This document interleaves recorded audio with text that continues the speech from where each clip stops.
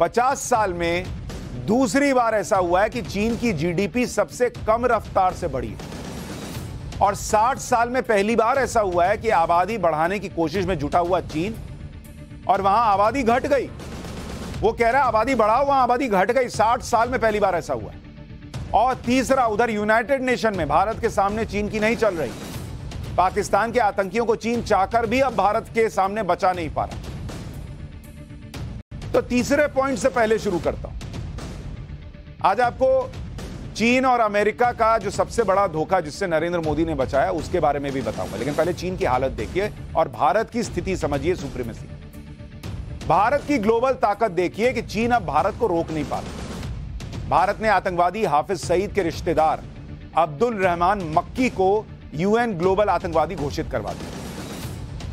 पाकिस्तान के आतंकवादी मक्की को यूएन में 7 महीने से कौन बचा रहा था? यही चीन बचा रहा था। 7 महीने से उसे ग्लोबल आतंकवादी घोषित नहीं होने दे रहा। यूएन सिक्योरिटी काउंसिल में मक्की को ग्लोबल आतंकवादी घोषित करने के प्रस्ताव के पक्ष में 15 में से 14 देश थे। सिर्फ चीन इसका विरोध कर रहा था।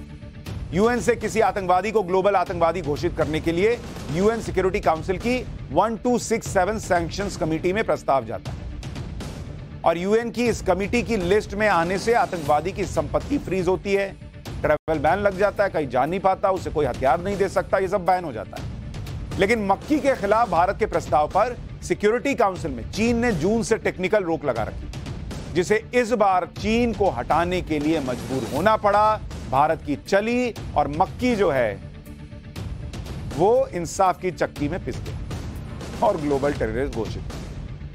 अभी पाकिस्तान के उन आतंकवादियों की लंबी लिस्ट है जिन्हें यूएन में चीन ने अपनी वीटो पावर के दम पर बचा रखा और इन सभी का नंबर भी जल्द आने वाला है, क्योंकि चीन अब इन्हें ज्यादा दिन नहीं बचा पाएगा। जिस तरह भारत की पावर बढ़ रही है और जिस तरह से पाकिस्तान बर्बाद हो रहा है, क्योंकि चीन को उसमें फायदा भी तो नहीं दिख रहा ना। चीन के सामने भी मजबूरी है कि वो पाकिस्तान के आतंकवादियों को बचाए या फिर अपनी बर्बाद होती अर्थव्यवस्था को बचाए, क्योंकि चीन की अर्थव्यवस्था का हाल यह है कि चीन के नेशनल ब्यूरो ऑफ स्टैटिस्टिक्स ने आज जब जीडीपी के आंकड़े जारी किए तो पता चला कि चीन की जीडीपी ग्रोथ 2022 में सिर्फ 3% पे सिमट गई। ये खुद चीन कह रहा है। अंदर हो सकता है और गिरा हुआ मामला हो, लेकिन वो कह रहा है कि भैया यहां तो 3% की ग्रोथ रही 2022 में, जबकि इसने खुद बढ़ा चढ़ाकर कह दिया था कि नहीं हम 5.5% पे चलेंगे, टारगेट रख दिया। इससे कम जीडीपी ग्रोथ चीन में पिछले 48 साल में नहीं रही। इससे पहले 1974 में चीन की जीडीपी ग्रोथ 2.3% थी और इस बार 3% है। चीन अर्थव्यवस्था के मामले में 50 साल पीछे चला गया और आबादी बढ़ने के मामले में 60 साल पीछे चला गया। चीन की एक बड़ी परेशानी यह भी है कि वहां आबादी बढ़ नहीं रही बल्कि घट रही है। अब आप कहेंगे ये तो अच्छी बात है, ये तो दुनिया में सबसे बड़ी आबादी वाला देश है। नहीं बॉस, अच्छी बात नहीं है। उसके लिए कैसे, अभी समझाता हूं आपको।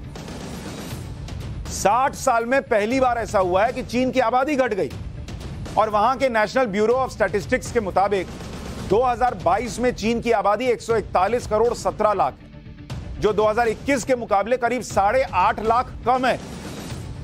आखिरी बार चीन की आबादी 1960 में कम हुई थी, जब माओ का राज था और ग्रेट लीप फॉरवर्ड के नाम वाली उसकी विनाशकारी कृषि नीति से चीन में भूखमरी और अकाल पड़ गया था और लाखों लोगों की जान गई थी, जो पूरा चैप्टर मैंने आपको पाठशाला में बताया था ना। गोरैया मरवा दिया था इस माओ ने, वगैरह वगैरह। तब आबादी घटी थी क्योंकि लोग भूखमरी से मर गए। अब ये कह रहा है बढ़ाओ बढ़ाओ, लेकिन आबादी घट रही। और चीन कितना डेस्परेट है कि उसकी आबादी घटे नहीं बल्कि बढ़े। आप सुनिए उसके फैसले, उसके भयंकर नतीजे दिख रहे हैं। देखिए घटा कैसे, पहले ये समझिए, फिर अभी बढ़ाने के लिए क्या कर रहा है वो बताऊं। आबादी बहुत ज्यादा बढ़ने के डर से 1980 के दशक में चीन ने सख्त तरीके से 1 चाइल्ड पॉलिसी लागू की कि कोई एक बच्चा से ज्यादा पैदा नहीं करे और इसमें एक से ज्यादा बच्चे पैदा करने पर जुर्माना लगा दिया जाता। जुर्माना न देने पर संपत्ति जब्त कर ली जाती, कई बार नौकरी और दूसरी सरकारी सुविधाएं छीन ली जाती, एक से ज्यादा बच्चे होने पर सामाजिक बहिष्कार किया जाता। इतना ही नहीं, कई डॉक्यूमेंट्रीज आपको मिल जाएंगी जिसमें कहा जाता है कि अगर किसी के घर में पता चल जाए कि दूसरा बच्चा होने वाला है, उनका जबरदस्ती अबॉर्शन करा दिया जाता था। बच्चों को लोग पैदा होने के बाद मार देते थे। इतना खौफ था चीन के अंदर दूसरा बच्चा पैदा करने के बाद। लेकिन 40 साल बाद इस नीति के भयंकर नतीजे दिखने लगे। जब एक पीढ़ी बड़ी हुई और युवा के ऊपर माता पिता के साथ साथ दादा दादी नाना नानी सबकी जिम्मेदारी आ गई इकलौते बच्चे पर। आज चीन की स्थिति यह है कि वहां 26 करोड़ से ज्यादा लोग 60 साल से ऊपर की आबादी के। चीन में काम करने वाली आबादी कम होती जा रही है, इसलिए चीन ने 2016 में 40 साल पुरानी वन चाइल्ड पॉलिसी को खत्म कर दिया था और कहा कि नहीं अब 2 बच्चा पैदा करो, 2 चाइल्ड पॉलिसी लागू कर दी। 2021 में चीन ने 3 बच्चे तक पैदा करने की अनुमति दी। लेकिन अब चीन की मुश्किल यह है कि महंगी शिक्षा है, कॉस्ट ऑफ लिविंग बढ़ा हुआ है, रहने का खर्चा बहुत है, तो लोग एक बच्चे से ज्यादा पैदा ही नहीं करना चाह रहे। अब वो कह रहा है 3 करो, वो कह रहे हैं ना हम 1 करेंगे। पालेंगे कैसे? तुम पालोगे क्या? इसलिए चीन में ज्यादा बच्चे पैदा करने के लिए पैसों का ऑफर दिया जा रहा है। जैसे चीन में एक जगह है शेंजन, वहां पहला बच्चा पैदा होने पर 36,000 रुपया सरकार देती है। फिर अगर आपने दूसरा किया और तीसरा कर लिया तो सरकार एकदम खुशी के मारे कूदने लगती है, 1,20,000 रुपया देती है कि वाह तुमने 3 बच्चा पैदा कर दिया। एक जगह है जिनान शहर, वहां दूसरा बच्चा पैदा होने पर 7,000 रुपया महीना मिलने लगता है। कई जगहों पर तीसरा बच्चा पैदा करने से लेकर बच्चे के 3 साल पूरे होने तक हर साल 72,000 रुपए देने का ऑफर है।